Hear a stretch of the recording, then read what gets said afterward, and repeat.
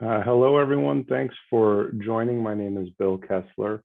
I am a real estate lawyer at the firm of Beresford Booth, and I'm going to be talking today about adverse possession mainly, and one of its cousins, mutual recognition and acquiescence, but generally the topic is taking land and losing land, ways that you can do that through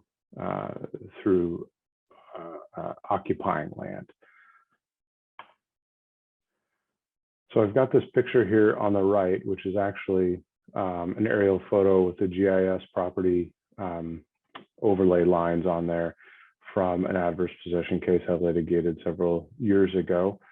And you can see that this is the property line here, and this red line, you can ignore that, but this is the property line, and this is about a 4,000 square foot home, and this line right here is the accurate county line.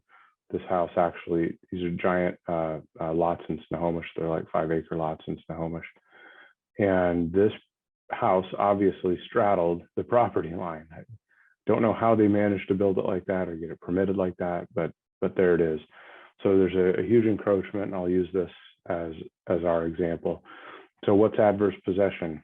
Well, when this property owner is encroaching on their northern neighbor, after 10 years, this section here gets transferred automatically, not as a matter of record, but as a matter of law, from ownership by the northern neighbor to ownership by the southern neighbor if the elements of adverse possession are met. So legal doctrine where the folks to the south, we'll call them south and north. So south establishes a real estate ownership over a portion of north's land held in record title by north, but established in a south's name through south's consistent use of north's property. So how does one establish a claim of adverse possession? There's a legal test for adverse possession. So here again, the southern property owner has to prove his or her claim that is exclusive use for 10 years. So meaning no one else has possessed that portion of the property. So as you can see here, there's a landscaped area of regular yard for the southern owner. I mean, they've just treated this as their own yard, and then it's a bunch of woods around here.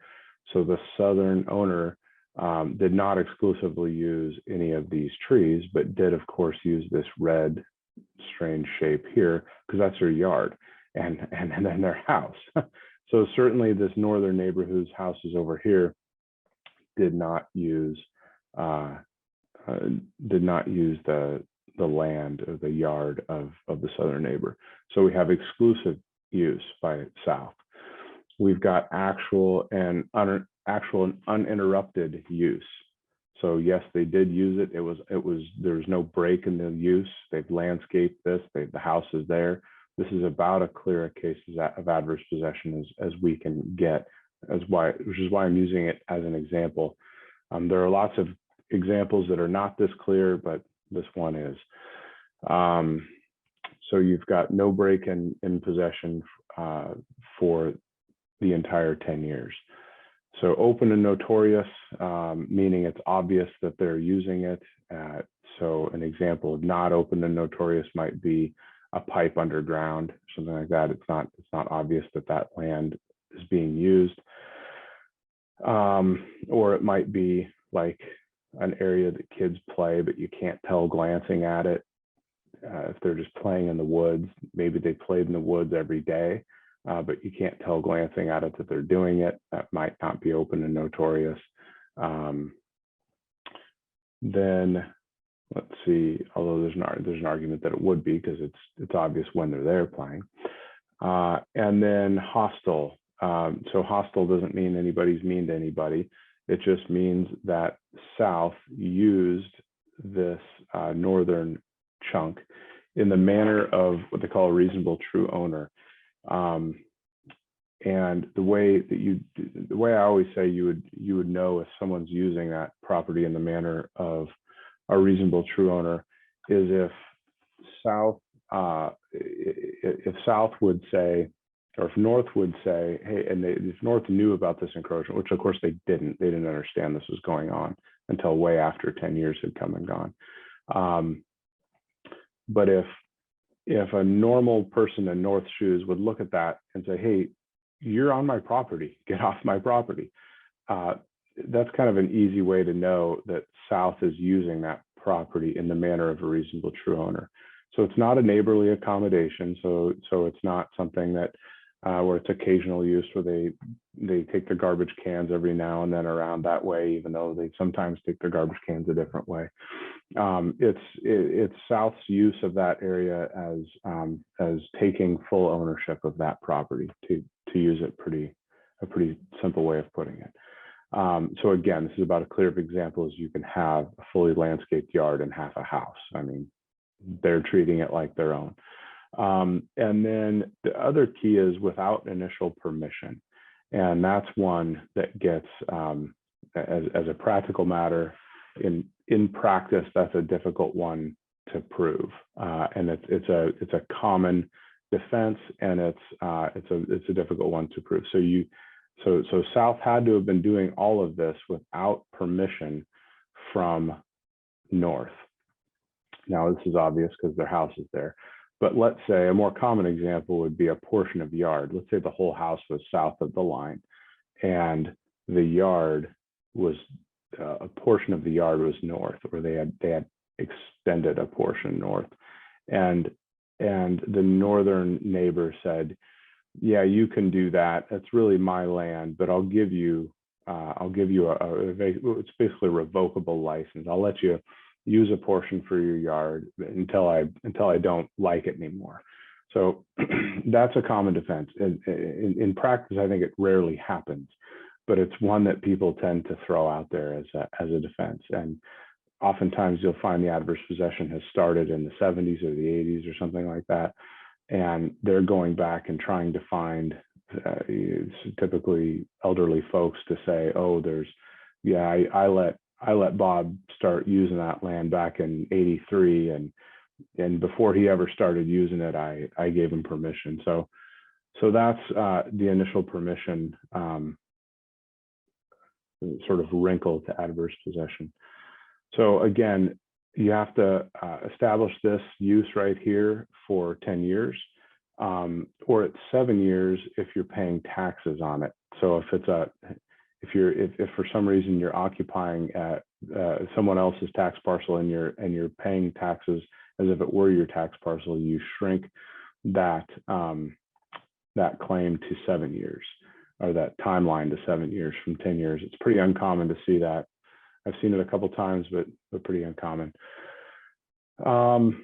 So what happens at the end of the 10 years, on the 365th day of the 10th year, assuming you can get in your time machine and go prove all this up, that adverse possession automatically, the word they use is ripens into title ownership for Mr. South down here. So these homes, I think, were built in the early 80s, if I recall. And so right on the anniversary of at least on the anniversary of the occupancy, and there was an argument we had for earlier, although we didn't need it. We had way more than 10 years. But as soon as South starts treating all of this like their own and satisfies those elements that we looked at previously, then on the 365th day of the 10th year, it ripens, and nobody knows that it happens. There's generally no party on that day, although sometimes people sometimes the Souths of the world know exactly what they're doing and they've got their eye on it, but usually not. And when it ripens, that nothing happens as a matter of county record, of course. And in order for South to what we call quiet the title, or to establish his claim, he's got to go to court or enter into some sort of agreement or boundary line adjustment with with the northern neighbor. There's got to be something done as a matter of record to establish this. And in this case, by the way, that's what we did. We had a lawsuit, and in the lawsuit, we agreed that this, and by the way, this is a typical way to move boundary line and adverse possession. We had a lawsuit. We agreed that this was the new line or something right about there. It was actually more rounded off than that. This is a rough approximation. We had a settlement agreement. The surveyor came out and legally described the area north of the record line, and the boundary moved to that line. And the other side was not happy about this, and they fought it hard, but there's nothing to fight. And so there's actually now a statute that allows the attorney's fees to be recovered by the winner in an adverse possession case. It's at the judge's discretion. The judge does not have to award attorney's fees to the winner, but if it's particularly egregious, the judge can. So in this case, when these folks to the north really fought this, we had a lot of leverage by saying, hey, if you force us to go all the way through and prove this extremely obvious case of adverse possession, we will seek our attorney's fees, and we're going to give, after the case in chief, we're going to give a copy of all of our settlement discussions to the judge in our effort to recover our attorney's fees, because you should never have made us fight this hard. So they saw that train coming down the tracks, and they pretty quickly allowed or agreed to this boundary line adjustment that we did within the scope of a settlement agreement and agreed order that we submitted in the case. So you've also got this idea of what they call tacking. It's a common question I get. It simply means that you don't need the same two people to be living on both parcels. Here, oh, how do I go back? Yeah, they don't need to live there the whole time.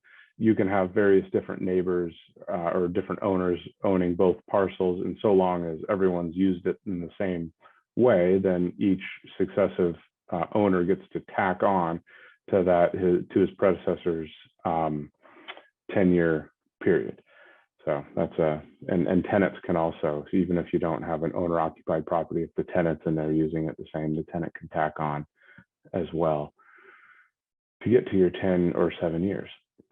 So again, I touched on this a little bit. The initial permission, that's a common defense.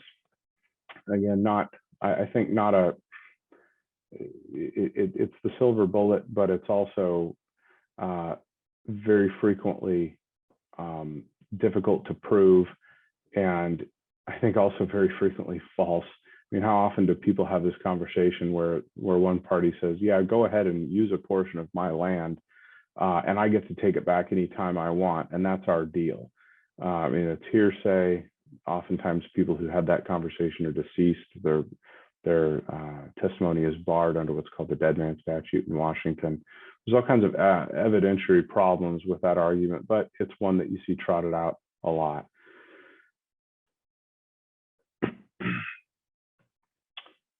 And then finally, we've got, there is one other main means of acquiring title through use that's not adverse possession. I think it's underutilized, and I think it's much more common, and I think a lot easier to prove than adverse possession. And it's called mutual recognition and acquiescence. So you need to have a boundary line that's well-defined, physically designated on the ground. So a fence is a classic, but you can have like a little stone walkway, and one neighbor mows up to one side of the walkway and one neighbor mows up to the other side of the walkway, and they treat that walkway as the boundary between them. And then, so number two, I kind of alluded to this, the neighbors act in a manner to manifest their occupancy of their respective property. So they look at that physical marker on the ground, and they say, all right, this is your side, that's my side. Everyone treats it that way. And then you do that for 10 years.